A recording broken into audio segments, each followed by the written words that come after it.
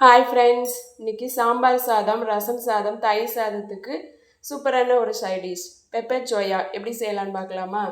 இதுக்கு நான் கொஞ்சம் சோயாவை எடுத்துக்கிட்டு சுடு தண்ணியில் உப்பு சேர்த்து ஒரு 15 மினிட்ஸ் ஊற வச்சுக்கிறேன். 15 மினிட்ஸ் கழித்து தண்ணியை வடிச்சிட்டு புழிஞ்சு வச்சுக்கிறேன்.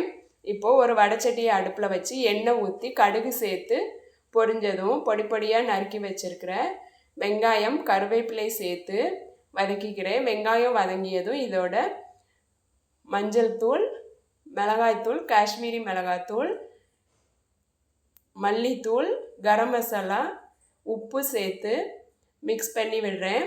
மசாலா பச்சை வாசனை போனதும் இதோட வேக வச்சு புழிஞ்சு வச்சுருக்கிற சோயாவை மிக்ஸ் பண்ணி விடுறேன். ஒரு 5 மினிட்ஸ் மசாலாவில் சோயா வெந்ததும் இதோட கொஞ்சம் பெப்பர் தூள் தூவி 2 நிமிஷம் வேக விடுறேன். கொத்தமல்லி இலை தூவி இறக்கினால் சூப்பரான பெப்பர் சோயா ரெடி. நீங்களும் செஞ்சு பாருங்கள். இந்த வீடியோ உங்களுக்கு பிடிச்சிருந்தால் லைக் பண்ணுங்கள், சப்ஸ்கிரைப் பண்ணுங்கள், கமெண்ட் பண்ணுங்கள். தேங்க்யூ.